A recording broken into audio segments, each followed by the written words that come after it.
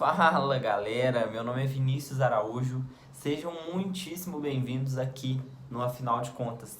Nesse vídeo aqui o papo vai ser bem direto ao ponto. Eu quero que vocês entendam de maneira simples o princípio por trás de uma técnica de persuasão muito utilizada.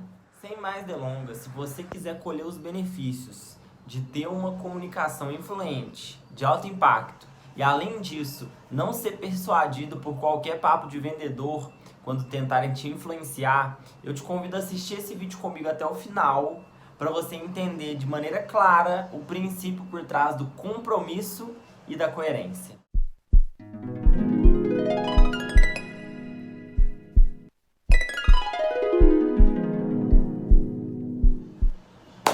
A história se repete.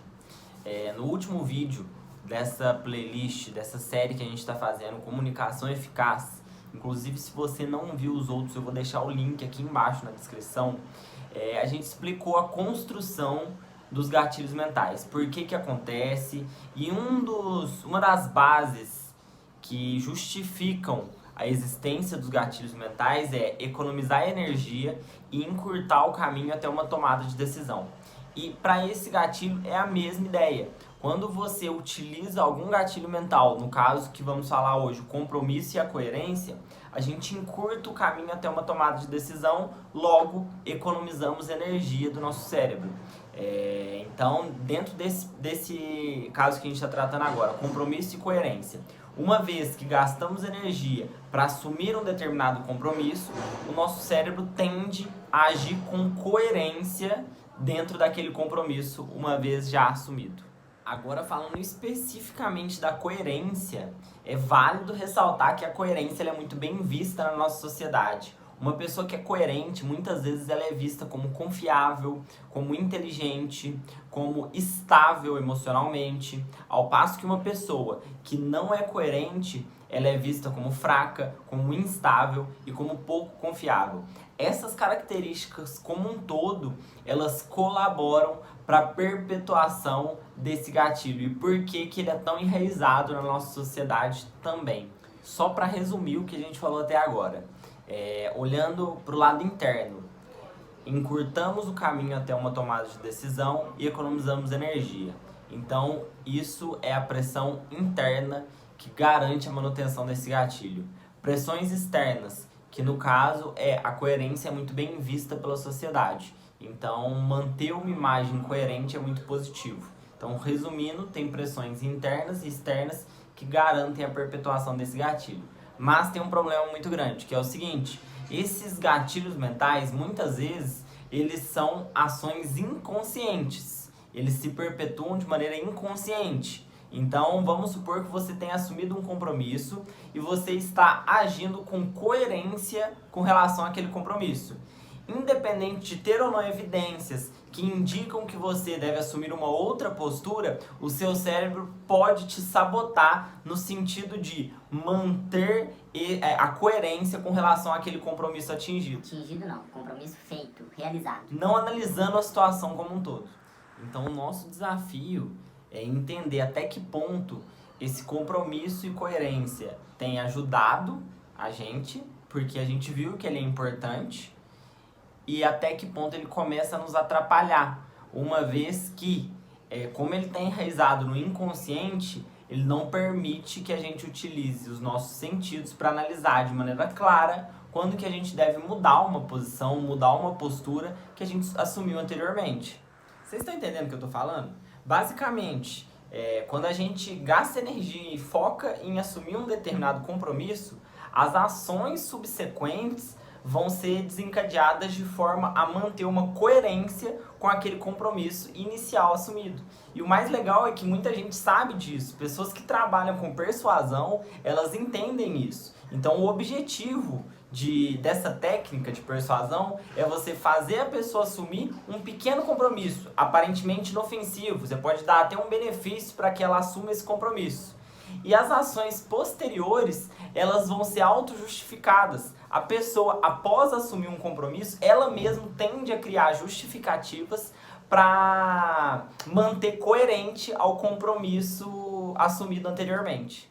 E esse pequeno compromisso, aparentemente inofensivo, pode ser a concordância com uma determinada afirmação, pode ser o consentimento em receber alguém de uma determinada empresa na sua casa ou na sua empresa para te fazer uma oferta, para te apresentar um produto. Pode ser um compromisso por escrito, por exemplo, uma assinatura dizendo que você concorda ou que você é a favor de algum tema.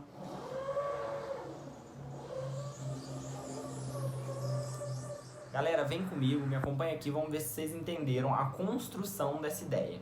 Primeiro, uma pessoa que quer persuadir a outra pode utilizar do gatilho do compromisso e da coerência. E basicamente a pessoa que quer realizar essa persuasão, ela vai tentar a qualquer custo fazer com que a pessoa assuma um pequeno compromisso inicialmente. E as demais ações serão consequência da coerência. A pessoa tende a ser coerente com aquele compromisso inicial assumido.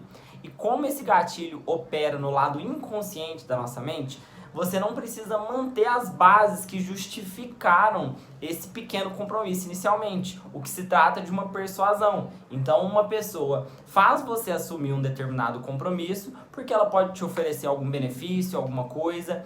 E se a pessoa tirar esse benefício posteriormente, como esse gatilho está enraizado no nosso lado inconsciente, isso não vai ser suficientemente forte para você quebrar a sua coerência. Alguns exemplos que o livro As Armas da Persuasão traz é o seguinte, um deles que é com relação a uma loja de automóveis, a uma concessionária que oferece um benefício surreal para o cliente, para atrair ele, e ele chega, faz o test drive, conhece o veículo, se convence de que aquele veículo é o que ele precisa no momento, e quando está chegando próximo ao momento da compra, esse benefício é retirado.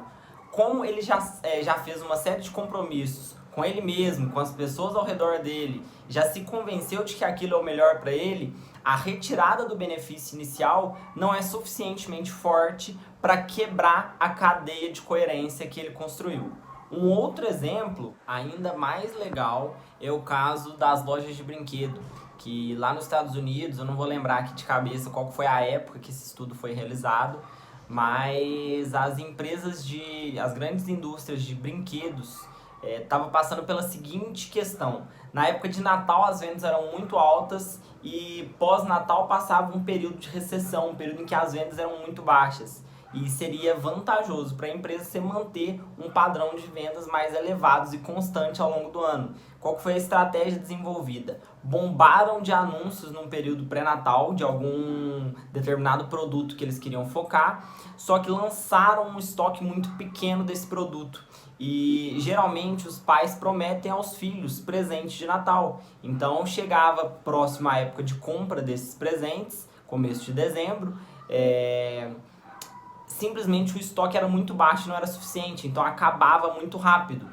Consequentemente, os pais tinham que comprar algum outro presente para dar de Natal para os filhos. Eles compravam um presente paliativo ali para dar de Natal, só que como eles já haviam prometido o presente desejado pelos filhos, eles tinham que agir com coerência com aquilo. Então chegava no começo do ano, janeiro, fevereiro, as indústrias voltavam com um estoque muito grande para essas lojas. Então os pais tinham que retornar nessa loja para dar o presente que o filho estava esperando no Natal. Eu vou deixar o link aqui na descrição desse livro, As Armas da Persuasão.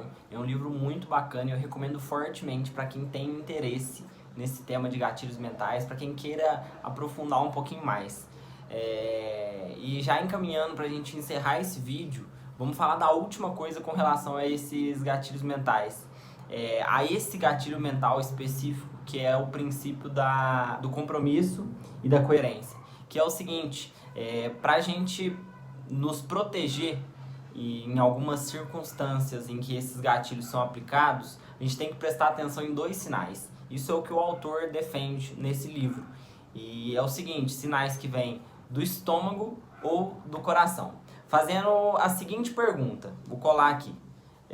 Sabendo o que sei agora, se eu pudesse voltar no tempo, assumiria o mesmo compromisso?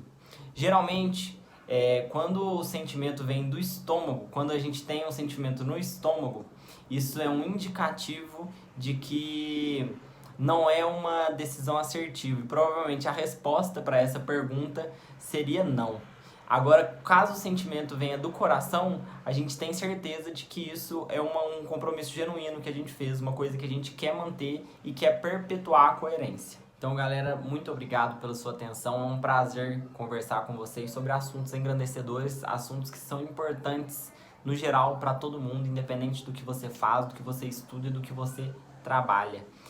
Se você gostou desse vídeo, se você se interessa por esse tema, deixa o seu like aqui embaixo, se inscreve no canal e aperta o sininho das notificações. Isso é muito importante para mostrar para o YouTube que você se interessa por esse conteúdo. É a forma como o YouTube tem de avaliar se ele vai ou não entregar esse conteúdo para as pessoas que se interessam por esse tema. Eu vou ficando por aqui e eu espero te encontrar no nosso próximo vídeo.